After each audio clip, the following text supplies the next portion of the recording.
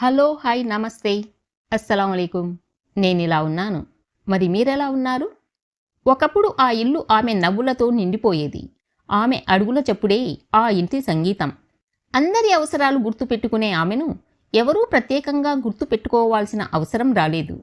తన కలలను పక్కన పెట్టి కుటుంబం కోసం జీవితాన్ని అంకితం చేసింది. పిల్లల కోసం నిద్రలేని రాత్రులు గడిపింది. భర్త కోసం, ఇంటి కోసం ప్రతి క్షణం త్యాగమే చేసింది. కానీ కాలం మారింది. పిల్లలు పెద్దవాళ్ళయ్యారు. బాధ్యతలు తగ్గాయి. అయితే ఆమె విలువ కూడా తగ్గిపోయింది. ఒకప్పుడు తన నిర్ణయమే ఇంటి నిర్ణయం కాగా ఇప్పుడు ఆమె మాటకు చోటు లేదు. ఒకప్పుడు అందరికీ అవసరమైన ఆమె ఇప్పుడు ఎవరికీ అవసరం లేని వ్యక్తిలా మారిపోయింది. తాను నిర్మించిన ఇంట్లోనే, తాను పెంచిన మనుషుల మధ్యనే ఒక పరాయి వ్యక్తిలా జీవించాల్సిన పరిస్థితి వచ్చింది. ఇది కేవలం ఒక అమ్మ కథ కాదు. తన జీవితాన్ని కుటుంబం కోసం అర్పించి చివరికి ఒంటరితనాన్ని మిగిల్చుకున్న ఎందరో అమ్మల కథ. ఈరోజు మనం మాట్లాడుకోబోయేది సొంత గూటిలో పరాయి పక్షిగా మారిన అమ్మ గురించి. ఒక అమ్మ జీవితం ఎప్పుడు మొదలవుతుంది? తన పుట్టుకతోనా, పెళ్లితోనా, లేదా తల్లి అయిన రోజుతోనా? నిజానికి ఒక అమ్మ జీవితం అనేది ఎన్నో పాత్రల కలయిక. కూతురిగా, భార్యగా, తల్లిగా, కోడలిగా ప్రతి పాత్రలోనూ తనను తాను కొంచెం కొంచెం విడిచిపెడుతూ ఇతరుల సంతోషంలో తన ఆనందాన్ని వెతుక్కుంటూ జీవిస్తుంది అమ్మ. ఒక వ్యక్తి జీవితంలో మొదటి గురువు అమ్మే, మొదటి స్నేహితురాలు అమ్మే, మొదటి రక్షణ కూడా అమ్మే. చిన్నప్పుడు పిల్లలు పడిపోతే ముందుగా అమ్మ అని పిలుస్తారు. భయపడితే అమ్మ ఒడిలో దాక్కుంటారు. ఆకలేస్తే అమ్మనే వెతుకుతారు. అలా ఒక కుటుంబం మొత్తం ఆమె చుట్టూనే తిరుగుతుంది. ఉదయం అందరికంటే ముందే లేస్తుంది. ఇంట్లో ప్రతి ఒక్కరి అవసరాన్ని గుర్తుపెట్టుకుంటుంది. ఎవరికి ఏమిష్టం, ఎవరికి ఏం ఇబ్బంది, ఎవరికి ఏం కావాలి అన్నది ఆమెకు మాత్రమే తెలుసు. ఆమెకు ఏమి కావాలో మాత్రం ఎవరూ అడగరు. తనకేం కావాలో తనకు కూడా తెలియదు. ఎందుకంటే ఆమె ఎప్పుడూ తన గురించి మాట్లాడదు. తన కోరికలను బయటపెట్టదు. తన బాధలను దాచిపెడుతుంది. ఇంట్లో అందరూ బాగుంటే చాలు అనే ఒక్క ఆలోచనతో జీవిస్తుంది. సంవత్సరాలు గడుస్తాయి. పిల్లలు పెరుగుతారు. వారి చదువులు పూర్తవుతాయి. ఉద్యోగాలు వస్తాయి. వారి జీవితాలు వారికి ఏర్పడతాయి. అమ్మ మాత్రం అదే ఇంట్లో ఉంటుంది.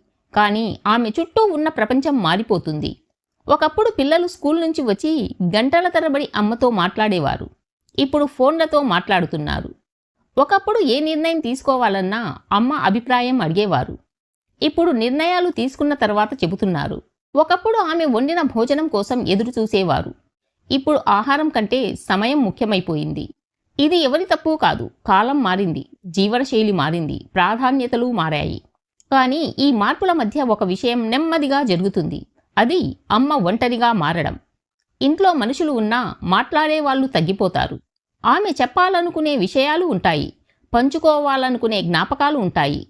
చెప్పకపోతే గుండె బరువెక్కే బాధలు ఉంటాయి. కానీ వినడానికి ఎవరికీ సమయం ఉండదు.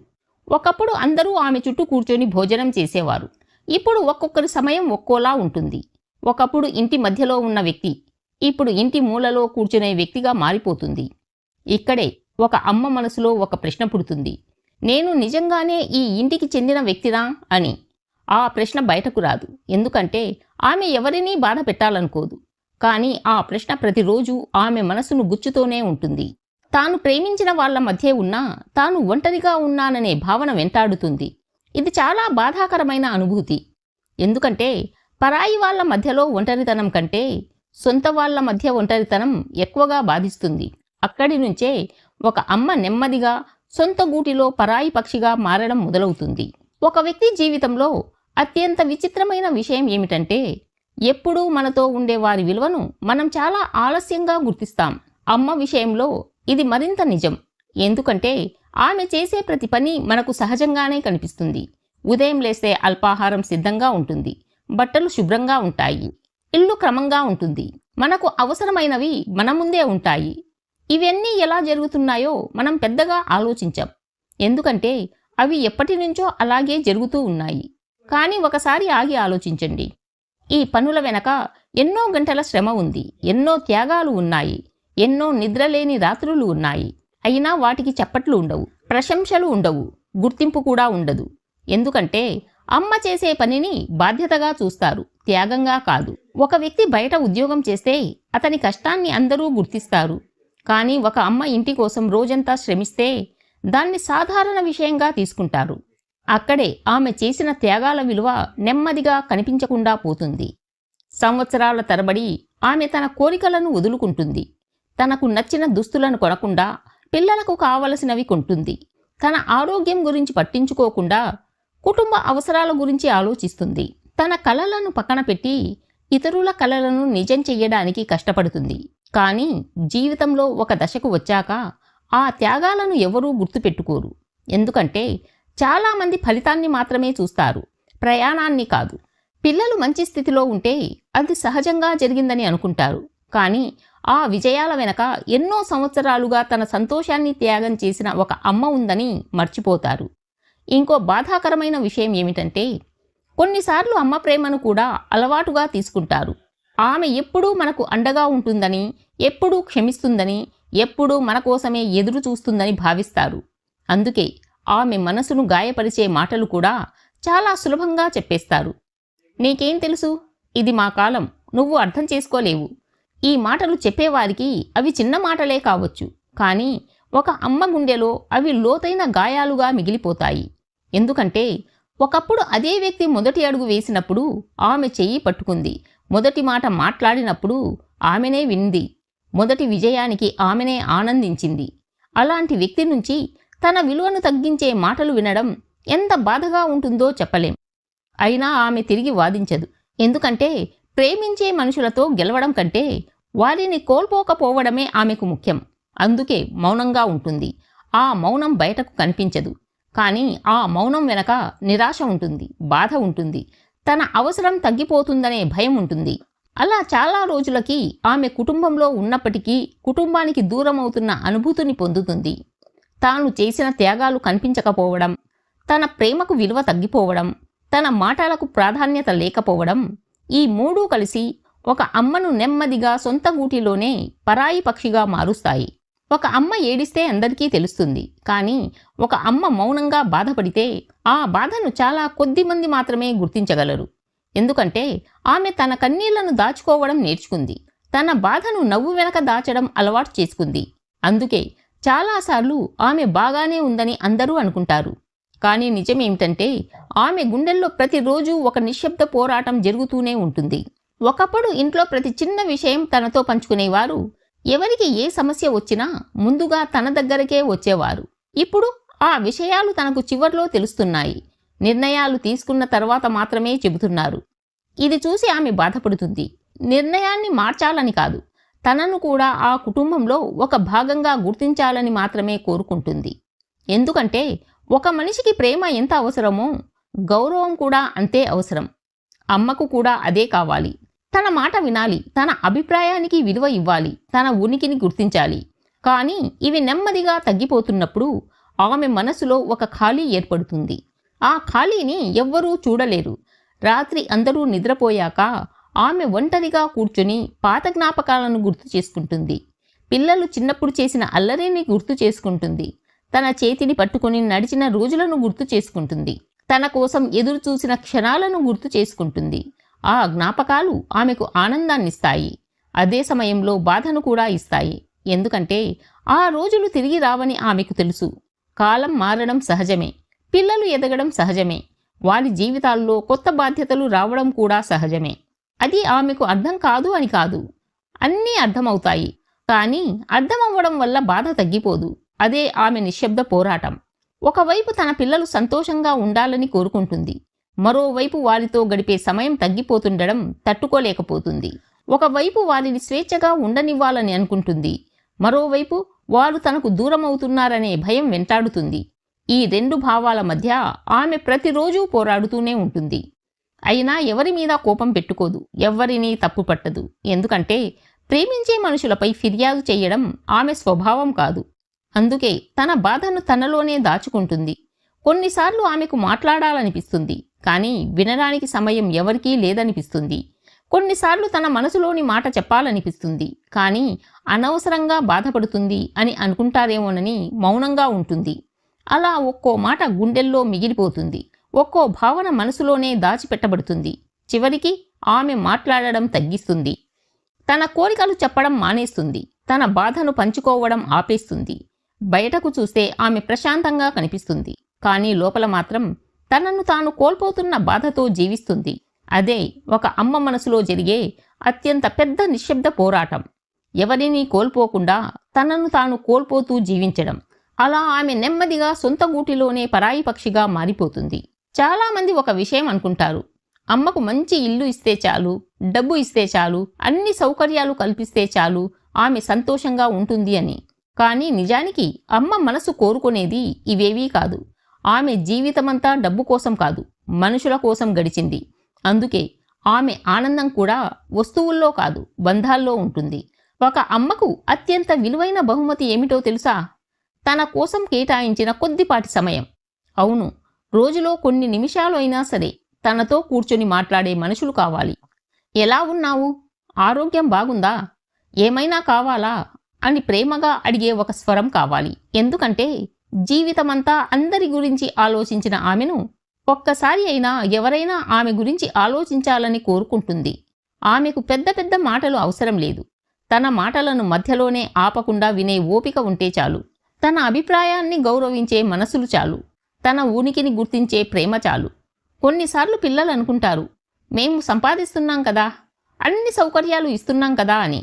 కానీ ఒక అమ్మ మనసుకు సౌకర్యాల కంటే సాన్నిహిత్యం ఎక్కువ ఆనందాన్నిస్తుంది. ఎందుకంటే ఆమె జీవితంలో అత్యంత విలువైన సంపద తన కుటుంబమే. ఆ కుటుంబం తనకు దూరం అవుతుందనే భావన వచ్చినప్పుడు ఎంత సౌకర్యం ఉన్నా ఆమె మనస్సు ఖాళీగానే ఉంటుంది. ఒకసారి ఊహించండి, ఇంట్లో అందరూ ఉన్నారు, కానీ ఎవరూ మాట్లాడడం లేదు. ప్రతి ఒక్కరూ తమ తమ పనుల్లో బిజీగా ఉన్నారు. ఆ ఇంట్లో శబ్దం ఉండొచ్చు, కానీ అనుబంధం ఉండకపోవచ్చు.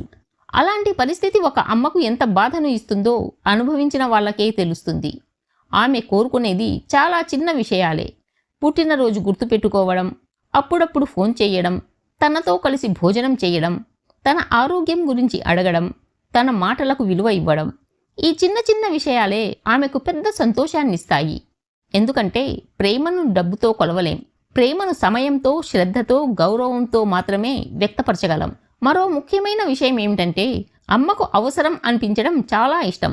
ఎందుకంటే సంవత్సరాల తరబడి ఆమె అందరికీ అవసరమైంది. అందరి జీవితాల్లో ఒక ముఖ్యమైన భాగమైంది. కానీ ఒక దశకు వచ్చాక తన అవసరం తగ్గిపోతుందనే భావన కలిగితే అది ఆమెను లోపల నుంచి బాధిస్తుంది. అందుకే ఆమెకు అప్పుడప్పుడు సలహాలు అడగండి. ఆమె అనుభవాన్ని గౌరవించండి. ఆమె చెప్పే మాటలను వినండి. అది ఆమెకు ఇచ్చే గొప్ప గౌరవం.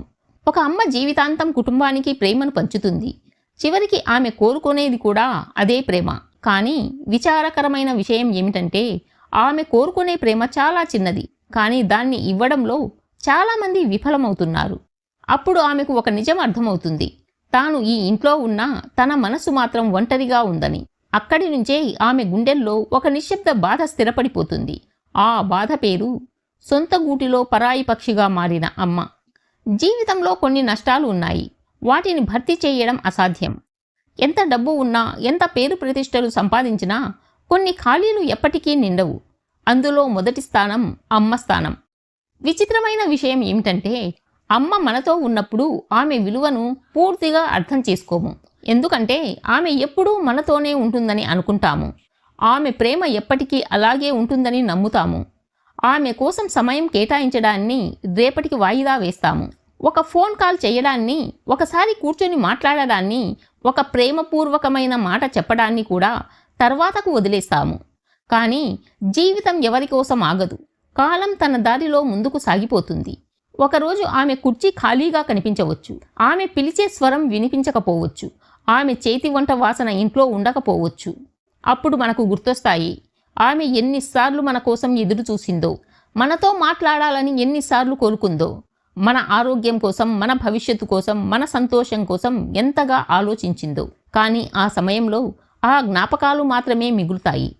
అందుకే చాలామంది జీవితాల్లో ఒక బాధాకరమైన మాట చెబుతారు, ఇంకొంచెం సమయం ఉంటే అమ్మతో గడపాల్సింది అని, ఆమె మాటలు ఇంకొంచెం వినాల్సింది అని, అమ్మను ఎంత ప్రేమిస్తున్నామో చెప్పి ఉండాల్సింది అని.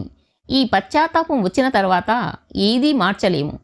అందుకే ఇంకా అవకాశం ఉన్నప్పుడే, ఇంకా అమ్మ మనతో ఉన్నప్పుడే మన ప్రేమను వ్యక్తపరచాలి. రోజులో కొన్ని నిమిషాలైనా ఆమె కోసం కేటాయించాలి. ఆమె మాట్లాడుతుంటే శ్రద్ధగా వినాలి. ఆమె ఆరోగ్యం గురించి అడగాలి. ఆమె చేసిన త్యాగాలకు కృతజ్ఞత చెప్పాలి. ఎందుకంటే అమ్మకు గొప్ప బహుమతులు అవసరం లేదు. ఆమె కోరుకునేది ఒక్కటే, తాను ప్రేమించిన వాళ్ళ ప్రేమ. ఒక్కసారి ఆలోచించండి. మీ చిన్ననాటి ప్రతి జ్ఞాపకంలో అమ్మ ఉంటుంది. మీ మొదటి అడుగులో అమ్మ ఉంటుంది. మీ మొదటి విజయానికి వెనక అమ్మ ఉంటుంది. మీ కన్నీళ్ల వెనక అమ్మ ఉంటుంది. మీ నవ్వుల వెనక కూడా అమ్మే ఉంటుంది. కానీ ఆమె జీవితంలోని ప్రతి జ్ఞాపకంలో మాత్రం మీరే ఉంటారు. అందుకే ఆమె ప్రేమను ఎప్పుడూ తక్కువగా అంచనా వేయకండి. ఆమె మౌనాన్ని నిర్లక్ష్యం చేయకండి. ఆమె ఉనికిని సహజంగా తీసుకోండి. ఎందుకంటే ఒకరోజు మనం వెతికినా దొరకని వ్యక్తిగా ఆమె మారిపోవచ్చు. చివరిగా ఒక మాట, అమ్మకు పరాయి వాళ్ళు అవసరం లేదు, తన సొంత వాళ్ళు చాలు. కానీ ఆ సొంత వాళ్ళ మధ్యే ఆమె పరాయి పక్షిగా మారిపోతే అది ఒక అమ్మకు మాత్రమే కాదు, ఆ కుటుంబానికే అతిపెద్ద ఓటమి. కాబట్టి ఇంకా ఆలస్యం కాకముందే ఒకసారి అమ్మ దగ్గరకు వెళ్ళండి. ఆమె చేతిని పట్టుకోండి. ప్రేమగా నవ్వండి. మరియు ఒక మాట చెప్పండి, నువ్వు మా జీవితంలో ఎంత ముఖ్యమో మాకు తెలుసమ్మా. ఆ ఒక్క మాట చాలు ఆమె గుండెల్లో సంవత్సరాలుగా పేరుకుపోయిన ఒంటరితనాన్ని కరిగించగలదు. సొంత గూటిలో పరాయి పక్షిగా మారిన అమ్మ. ఇది కేవలం ఒక కథ కాదు, మనం గుర్తించాల్సిన ఒక నిజం. ప్రతి ఇంట్లో వినిపించని ఒక మౌన గాథ ఇది. ఈ వీడియో మీకు నచ్చినట్లయితే లైక్ చేయండి, షేర్ చేయండి అండ్ సబ్స్క్రైబ్ చేయడం మర్చిపోవద్దు. మరో మంచి వీడియోతో మళ్ళీ కలుద్దాం.